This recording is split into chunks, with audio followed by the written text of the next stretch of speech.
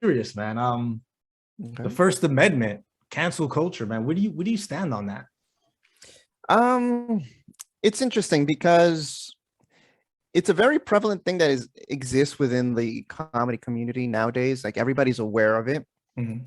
but it's also like non-existent almost. If you were to say that, like like I haven't run into anybody, and it's probably just because I haven't been exposed to them yet, that is like super pro canceling somebody. And um, I'm trying to think of like some comics who are they're activists online, but I mean they'll cancel other people, but I don't know if they haven't thought it through. It Well, seems like what's up?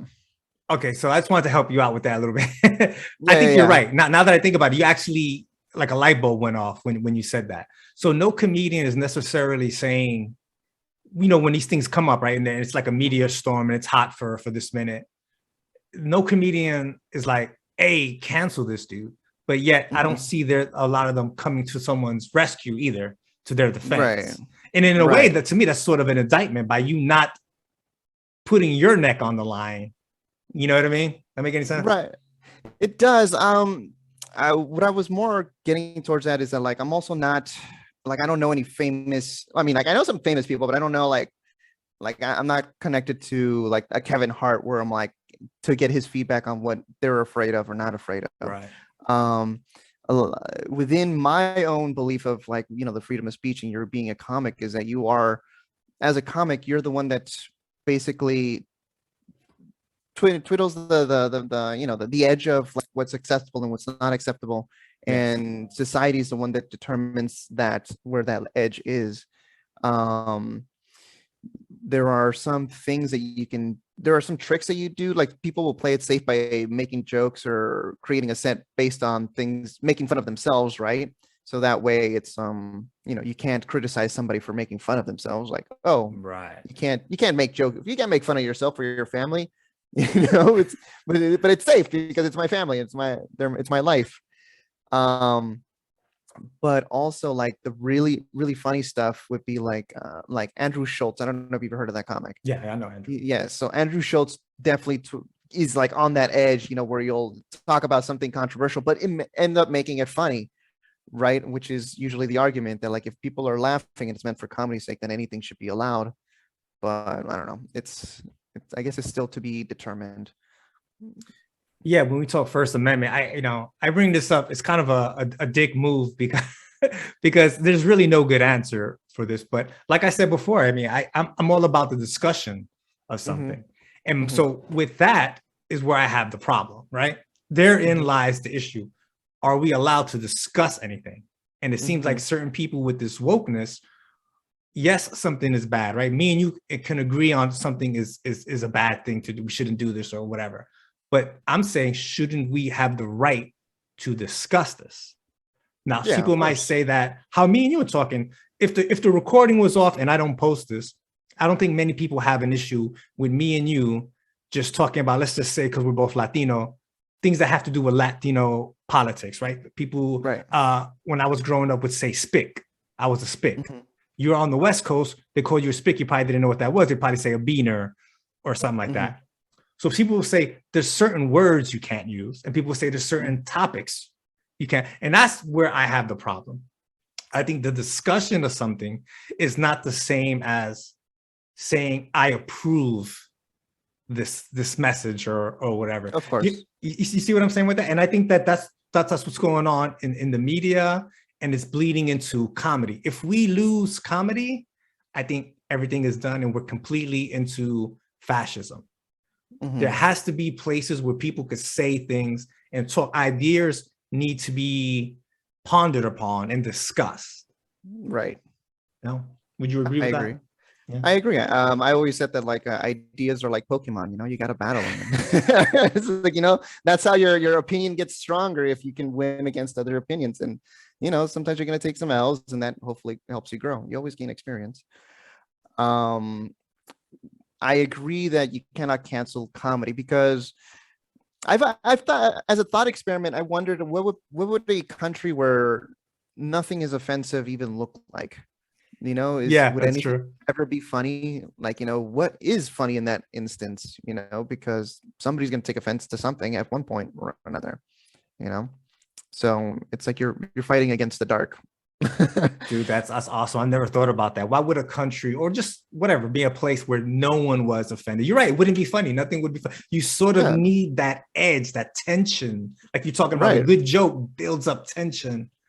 You know what I mean? Yeah. Hmm. Yeah, and it always like there's like talks about like, you know, punching up and punching down, right? But Mhm. at the same time, like if a country where everything's equal and no one's like better than anyone because you can't make fun of anybody, then like there is no punching up or down. It's, I don't know, it would be crazy. Um, yeah, man, I think comedy is just making fun of like that which you're not allowed to make fun of sometimes. I think about like, you know, back in the days, like the royal jester, right? He was the only Yeah, one who yeah. could make fun of the king, The only one allowed and to, right? Yeah. yeah, the only one allowed to, but he existed. Um, and I think that what stand-up comics are, we're the jesters of the world. You know, we're here to make fun of that which people want to laugh at but don't know how to or can't. Mm. Yeah. To go back to recent past, bringing up that gesture thing, it made me think of Donald Trump, where every president, I want to say for like the last 60 or 70 years, would show up to the correspondence dinner where a Hmm. professional comedian would just roast Right. the hell Yeah. out of them. But he didn't. He didn't do it. And if you think about a society, we're talking about like societies where everyone's equal or whatever, like there's tyranny, there's democracy, there's fascism. If that's what I mean about like if we cancel comedians, if we lose that aspect of our society, we're in a lot of trouble because there has to be a way to say the king is wearing no pants. If you Right. remember that story, if we don't have, even if it's just that one guy, okay, this is the one guy that can make fun of our leadership or whatever, it Hmm. needs to exist. And because without it, yeah, we're living in tyranny. We can't criticize. Like that doesn't even make any sense. Now, here's my question to you. Do you think that it's possible for any entity, world, government, or anything to actually stop what, I mean, let's say, can anyone, is anything strong enough to actually stop comedy from existing or the not being able to make fun of? There will always be some sort of rebels. There will always be some sort of like, Yeah. you know, the outcasts of society. Even if like there was a one world order, right? There'd be dark societies where, you know, underground comedy clubs, you know, comedy was born from the darkness, you know. The most of the comedy clubs back that started comedy clubs were run by the mob. You know, it's like from that evil. So Yeah. you know, it's like that darkness. Comedy And it's is like, evil though. yeah, if you had to talk about energies, you know, it's just like, you know, there's all this good energy, then there's this that energy right in the middle that is just a melding of both of it. It's that's Okay. why So yeah. pack that in for me. What was the question again? We're talking about the First Amendment and canceling culture and Yeah. whether No, but you or asked me not. what would comedy look like No, what I if asked was like, do you think that could ever happen where, you know, we're afraid of what you can't say? Do you think that those who are pro, you can't say this, will they ever take over completely where people I are think I afraid to think they talk? have in pockets of society. Yeah, yeah.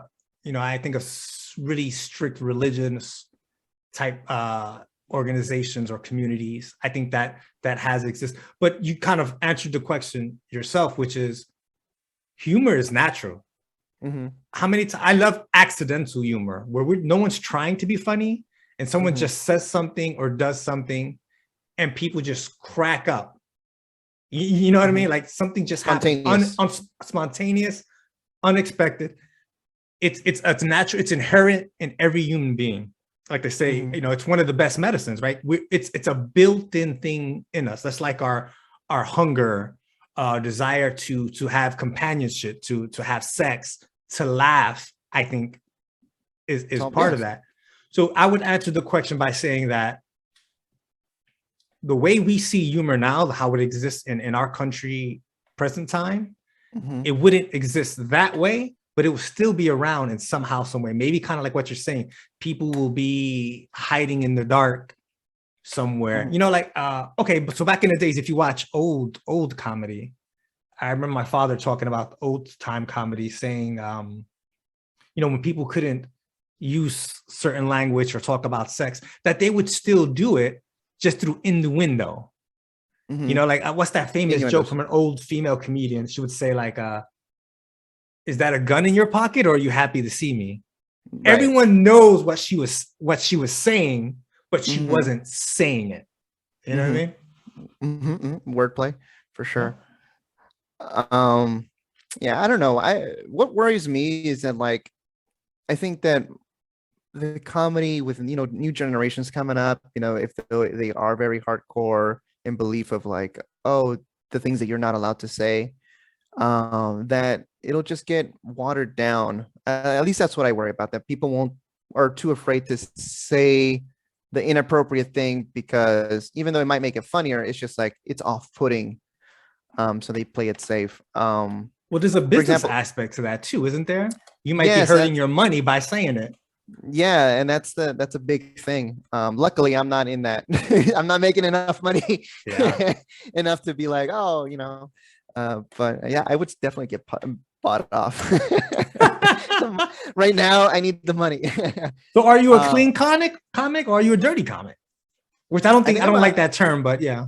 No, like I think if the word is blue collared, right? Blue collared comedy. Oh, is that what they're saying now? Okay. Yeah, or at least that's what they used to say. But yeah, I don't know. Trying to find that there are some clean jokes that I have. There are some other, you know, off-putting jokes, but that's just because that's what I find funny.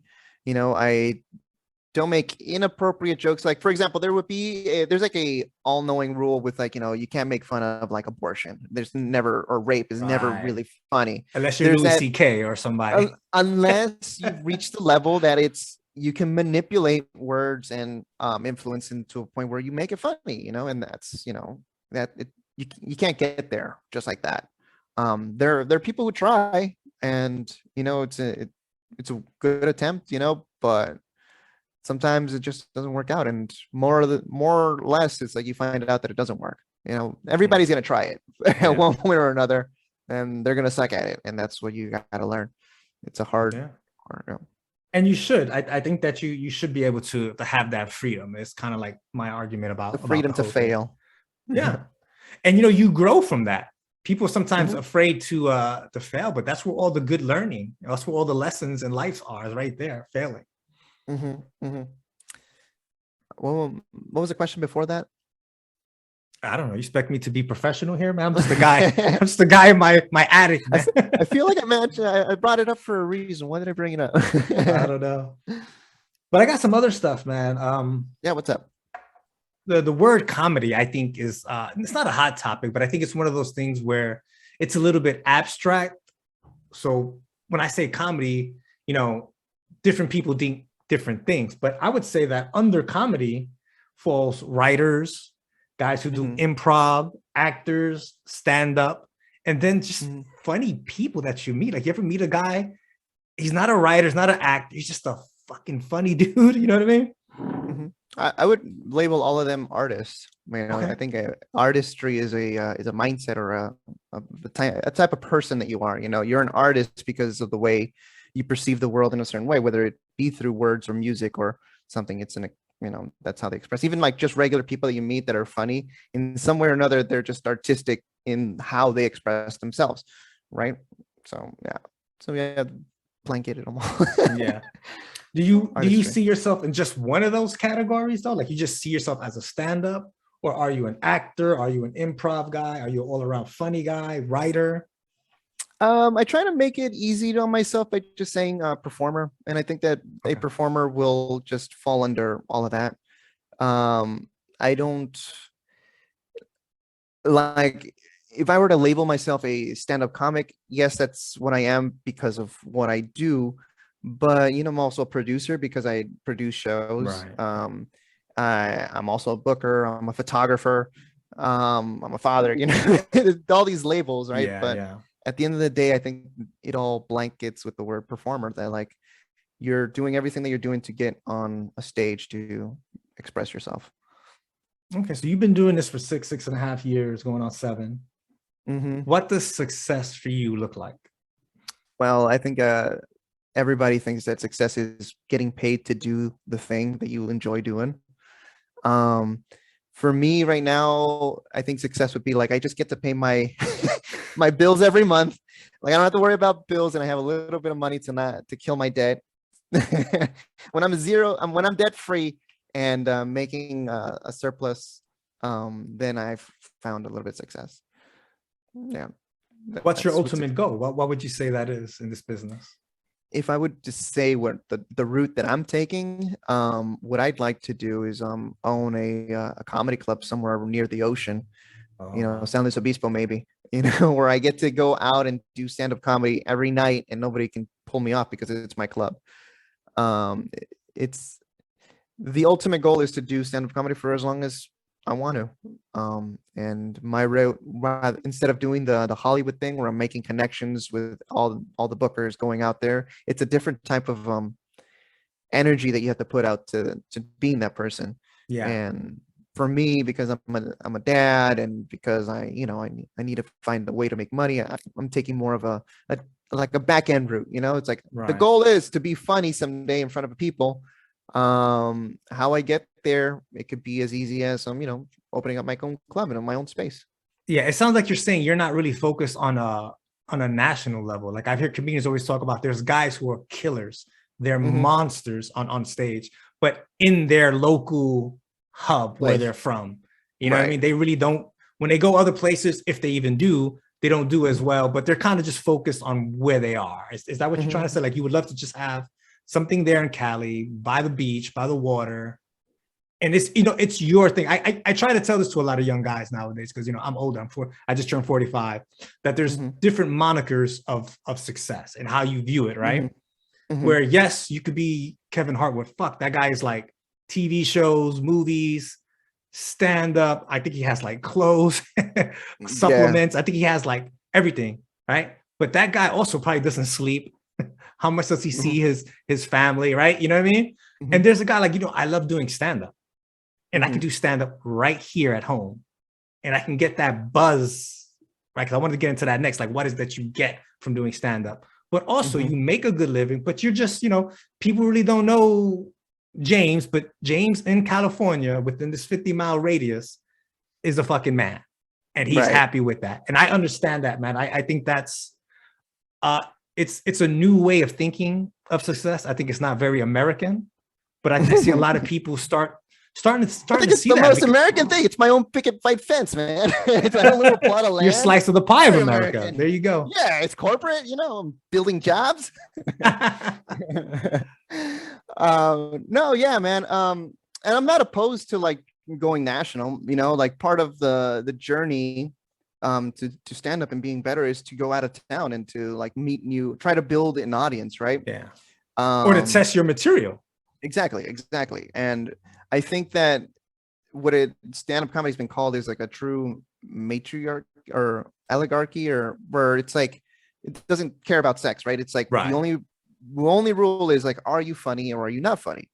And I think that if you reach that level of funny where you're like funny to everybody because of your writing's on point, because your performance on stage is on point, because you're getting people are asking you to be on their show, then I think in my mind that like success just follows with that. um I think that the pursuit of stand-up comedy for me is not necessarily to like reach a national like, oh, I am the next Kevin Hart.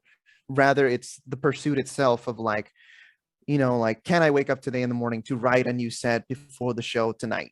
Can I do that? Can I put myself through that situation? Can I test my material? How prepared am I?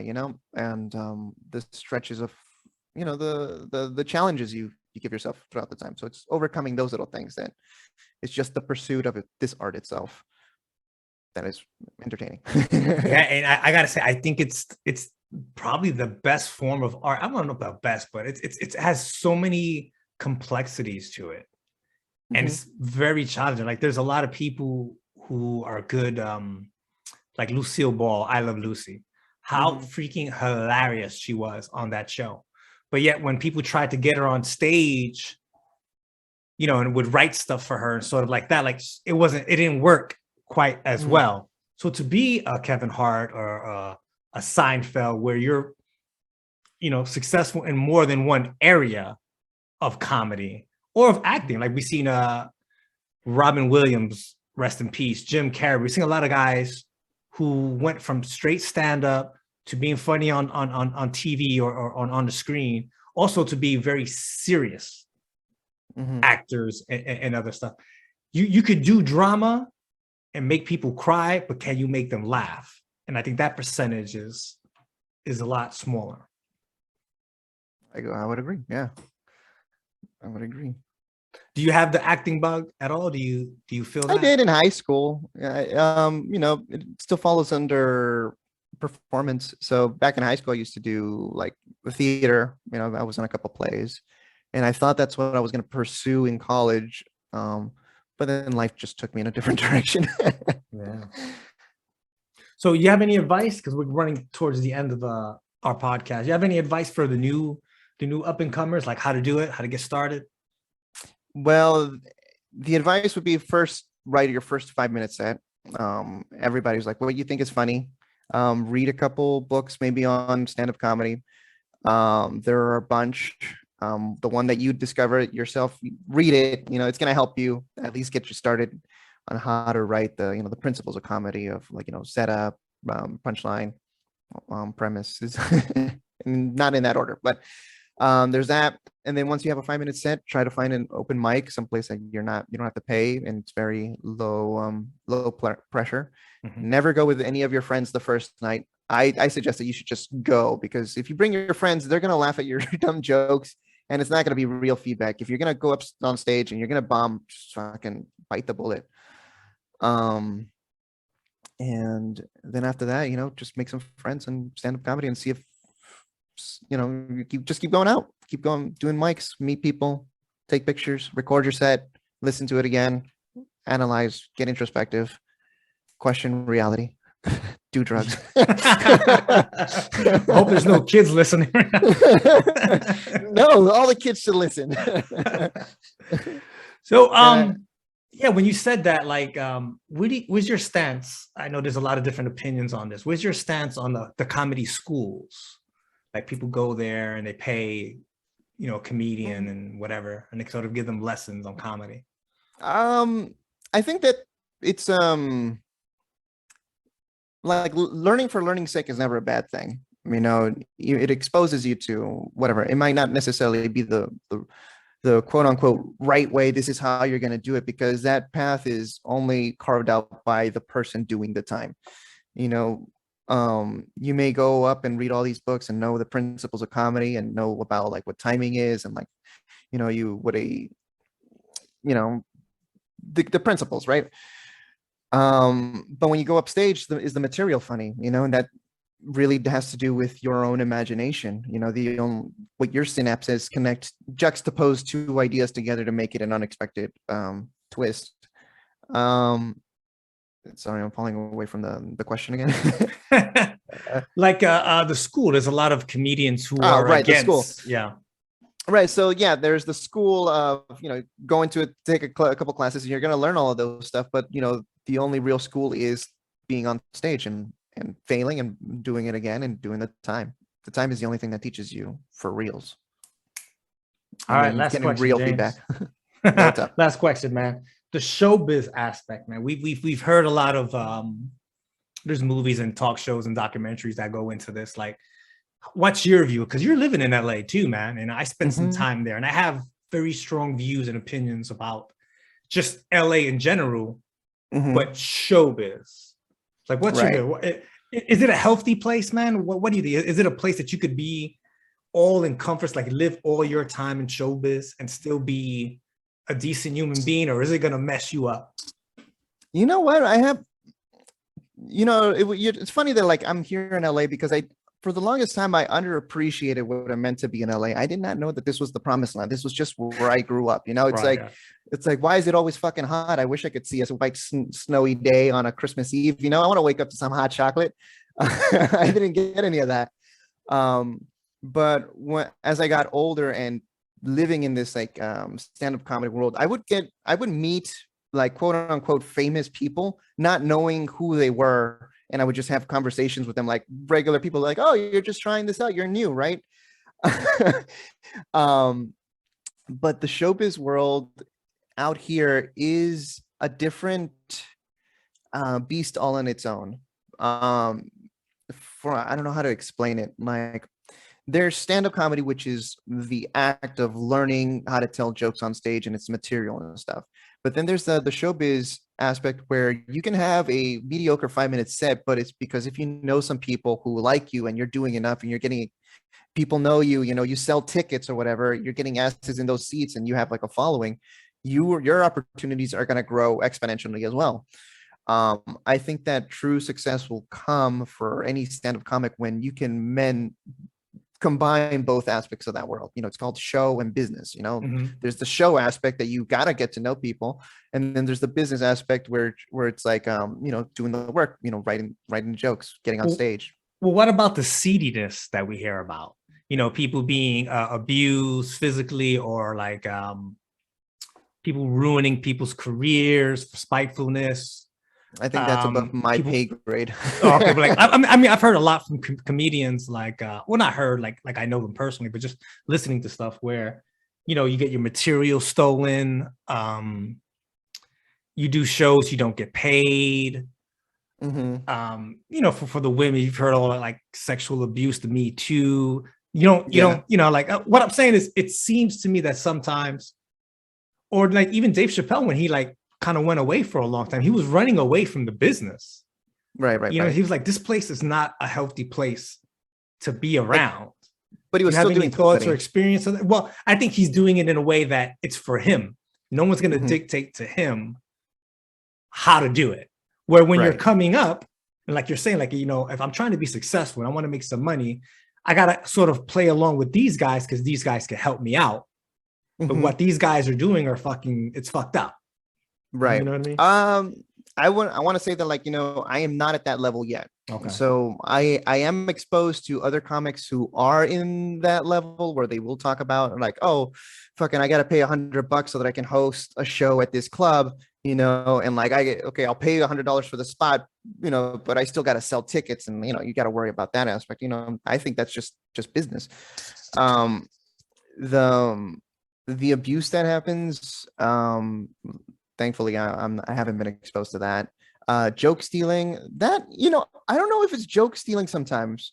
And what I mean by that is that sometimes there are coincidences that happen. Like, for example, I feel like met some comics where like, oh, like I don't think I know them, but they'll go up on stage and they'll tell a joke that is almost exactly like the joke that I saw. Yeah. And I was like, I guess we had similar ideas, or they saw me and then they kind of like absorbed the premise and then just told it in a different way. So that can happen, which I don't think I'm famous enough to the point where I'm like, oh, my jokes are getting stolen, you know. It's like it's just coincidences so far. I try not to hold on too much to my material, because what you want essentially is to create more material. So like maybe somebody has a joke that they're doing well. I was like, all right, you know, I'll write something different. And then, you know, there are tricks that comics use where like they write very specific things to their life, to like, oh, I was doing this and blah, blah, blah, blah, blah, blah, so that you reduce the chance of ever getting that joke stolen, because it's, you know, very unique. Right. Yeah, but I don't think anybody's stabbing each other in the back. As a matter of fact, from what I hear is that, like, you know, comics are very supportive of the other comics. Like more famous comics nowadays bring new up and comers under their belt, and they'll take them on the road with them to you know, to do open up for them or whatever. And from what I've heard, it's very supportive. I haven't gotten to the point where I'm getting fucked over yet, so yay. All right, man. I'll talk to you again when you're that famous. I know. I'll be when you here, got like a story that you're gonna cry and tell me all about, man. Hopefully not for a long, long time. All right, James. Thank you for coming on, man. Thank you for your time, dude.